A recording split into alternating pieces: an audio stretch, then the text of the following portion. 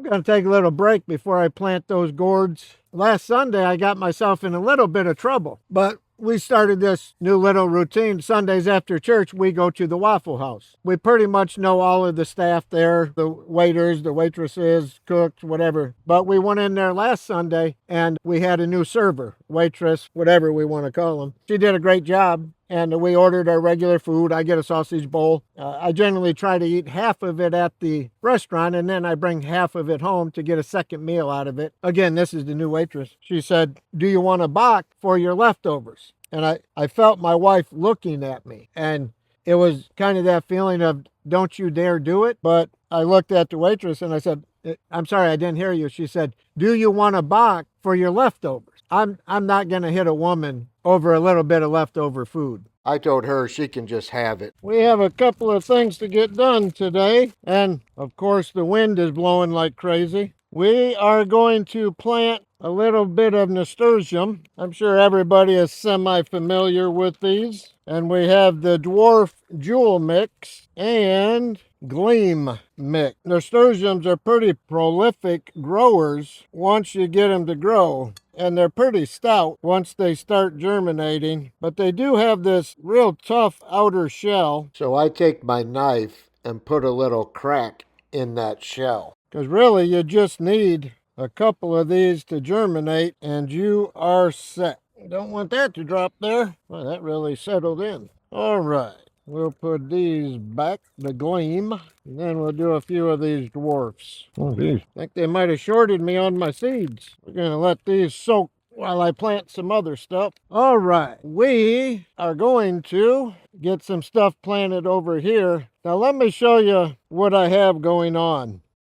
I put in very small tomato plants this year, and it just worked out that way. So as you can see, almost every one of these tomato plants passed our line of demarcation, which is right here. You can kind of see on this side, but take a look at the difference. This side I put in what I had left of my compost pile. And if you look at these little tomato plants, there's no purple on them. And this is where we added the compost. And then look at the size difference. So right here's our line of demarcation. There's a plant, and then look how the plant, the leaves, well, every single one of these, the leaves are either purple or are turning purple. So in tomatoes, that can mean a couple of things. It's either a little bit cold, the soil and the roots aren't really bringing up the phosphorus like they should, or it could be low in phosphorus. But the side that we have the compost added, it seems like if it is the phosphorus that's a little bit low, it's not over here where the compost was added. I am going to plant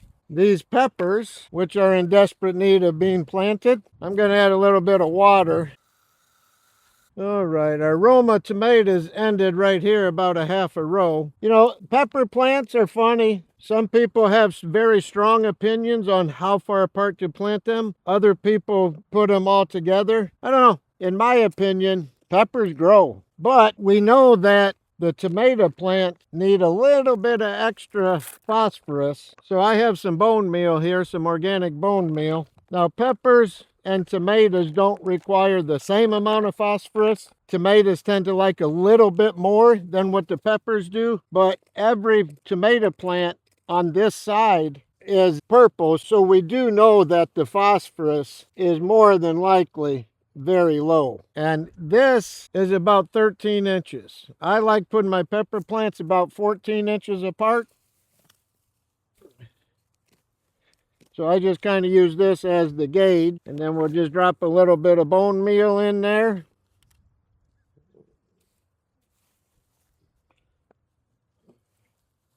Now the advantage of putting them closer together is in the heat of the summer, the leaves kind of shield the pepper plants from the sun, which they can get burnt. I'm gonna go grab another pack while I'm up.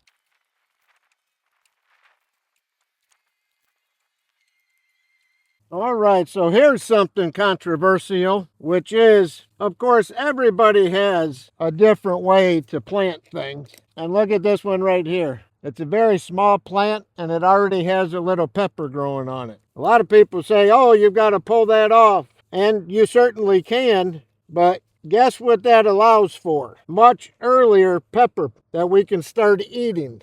I will go back through here in about a week or so, and the plants that have peppers on it, I'll leave it there. The ones that are just starting to flower, like this one, oh, and that even has a little pepper on it.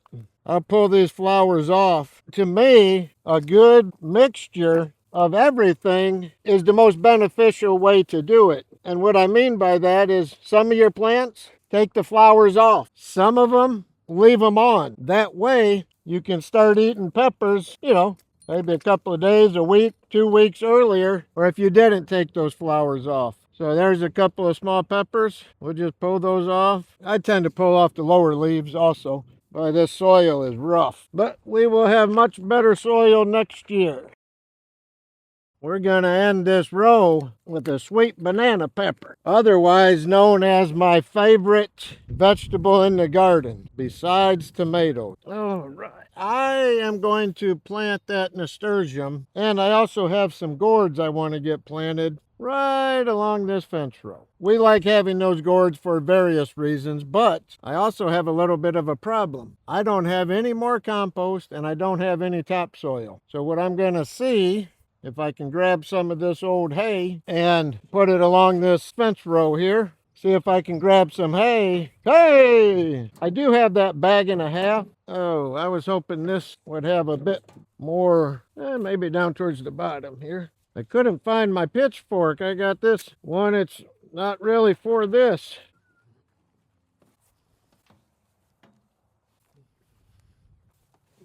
A piece of mud went rolling out of there. I thought it was a chipmunk.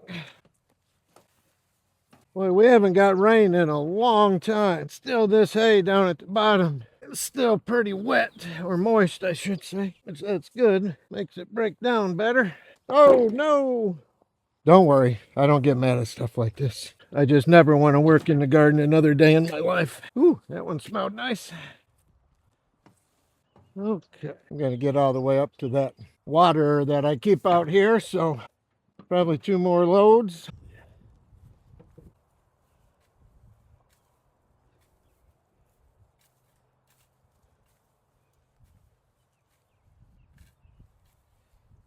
I'm going to take a little break before I plant those gourds and nasturtia. Last Sunday, I got myself in a little bit of trouble. My wife and I moved here into this house 2 years ago. May of 24, we moved here. This is the end of April of 26. But we started this new little routine. Sundays after church, we go to the Waffle House. And we've been going there for, like I said, nearly 2 years. We pretty much know all of the staff there, the waiters, the waitresses, cooks, whatever job they have, we're pretty familiar with them. But we went in there last Sunday and we had a new server, waitress, whatever we want to call them. She did a great job, and we ordered our regular food. I get a sausage bowl. I generally try to eat half of it at the restaurant, and then I bring half of it home to get a second meal out of it. She come over and said, again, this is the new waitress. She said, do you want a box for your leftovers? And I felt my wife looking at me, and it was kind of that feeling of, don't you dare do it. But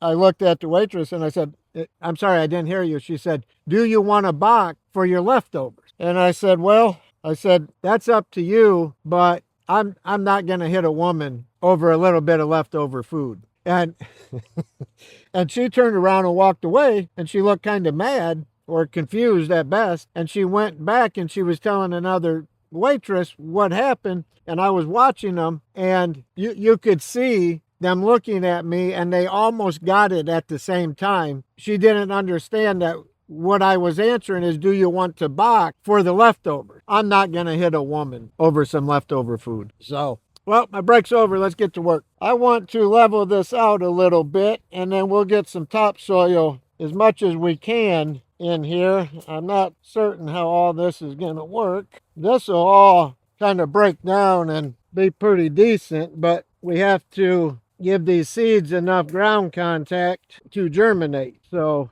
we'll see what this looks like. Not looking like we're going to have enough to do all of this.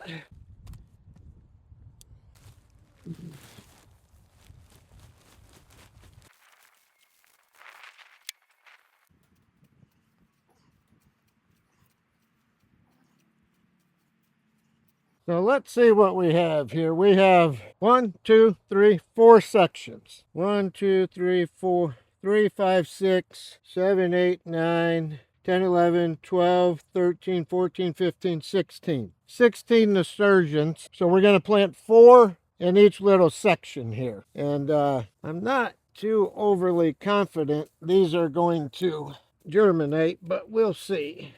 2, 4, 5. So we'll do about 6 gourd seeds.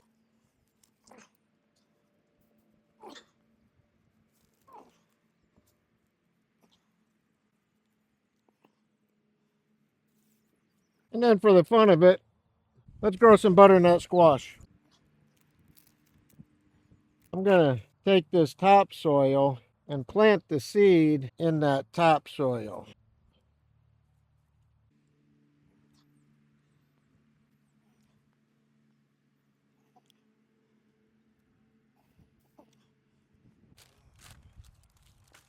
And what I said earlier, that I wasn't real positive these will all germinate, is the fact that with this hay being in there, it probably will not be 100% ground contact on each one of these seeds. So we might have some difficulty in getting these to germinate.